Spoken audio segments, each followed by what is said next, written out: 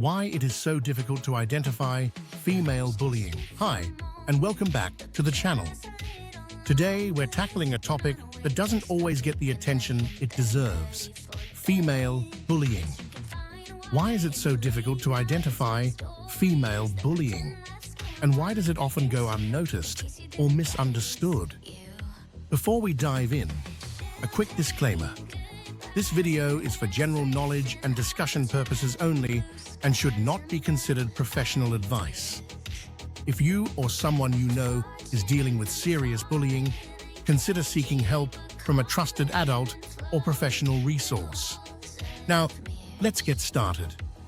Female aggression, especially bullying, often takes on indirect forms, making it harder to recognize and address. This video will explore the nature of these behaviors, how they manifest, and strategies for navigating them effectively. It's important to note that not all women engage in these behaviors, and our focus is to understand the dynamics of those who do. Characteristics of female aggression. Let's start by understanding what makes female aggression so distinct. Unlike the overt physical aggression often associated with bullying, female bullying tends to be indirect and subtle. Female bullying rarely involves direct confrontation. Instead, it's characterized by social exclusion, gossiping, manipulation, and subtle undermining. For example, someone might spread rumors or subtly exclude someone from group activities. This form of aggression is sometimes called relational aggression. Group dynamics. Another hallmark of female bullying is the group dynamic. Often, it's not just one person acting alone, but a group working together to target and isolate a specific individual.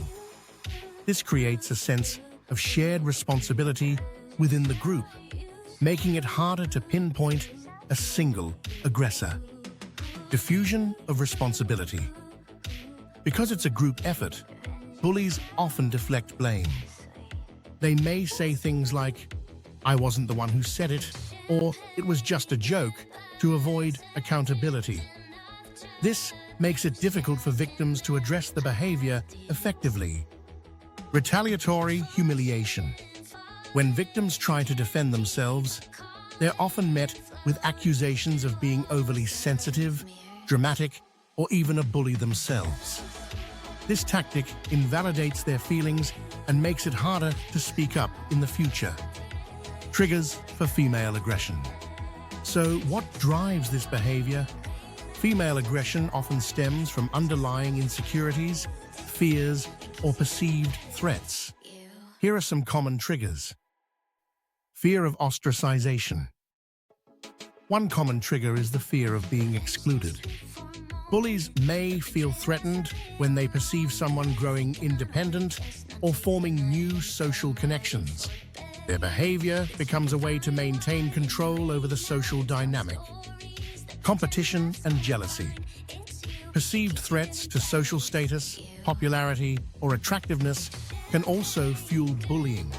This might look like subtle digs about someone's appearance or undermining their achievements. Mating competition. In some cases, female bullying can stem from competition for romantic partners. This might involve spreading rumors about a perceived rival or making them look bad in social settings. Syndrome of neurological factors. Now let's dig a little deeper. Could biology play a role in how female aggression manifests? Research suggests it might. Fear of retaliation. Women are generally more sensitive to the potential consequences of aggressive behavior. This can make direct confrontation less appealing and indirect aggression more common. Oxytocin's role. Oxytocin is often called the love hormone because it fosters bonding. However, in certain contexts, it can increase aggression, particularly when someone perceives a threat to their social group or relationships. Think of it as a protective instinct gone awry. How to protect yourself. If you're dealing with female bullying, Here are some strategies to protect yourself and navigate the situation effectively. Build large social circles. Having a diverse group of friends can make it harder for bullies to isolate you. When you're connected to multiple social groups, you're less dependent on any one group and less vulnerable to exclusion. Encourage bystander intervention. If you witness bullying, gently intervene in a non-accusatory way. For example, if someone is being excluded, invite them into the conversation. Sometimes, even small gestures can shift the group dynamic. Adopt a no-blame approach. When addressing bullying behavior, avoid direct accusations. Instead, focus on the impact of the behavior. For example, you might say, "When this happens, it makes me feel left out," rather than, "You're being mean." Practice emotional regulation. Avoid emotional outbursts, as they can escalate the situation and play into the bully's tactics. Stay calm, and if needed, take time to process your emotions before responding. Develop strong social skills.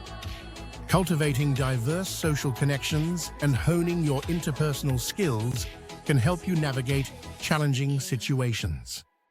This reduces your reliance on a single group and minimizes the impact of any one relationship. Share feelings strategically. When addressing the bully, share your feelings calmly and non-confrontationally. For example, "I've noticed some tension, and I'd like us to work through it," can open the door for reflection without making the other person feel attacked. In conclusion, female bullying is subtle, indirect, and often difficult to identify. While it's less common than physical aggression, it can have a significant impact on mental health and well-being. By understanding the characteristics and triggers of female aggression, as well as employing strategies to protect yourself, you can navigate these situations more effectively. Remember, the goal is to create healthier social environments where everyone feels included and valued. I hope you found this video helpful. If you did, please give it a thumbs up, subscribe to the channel, and check out my other videos for more insights on topics like this. Thanks for watching, and I'll see you in the next video.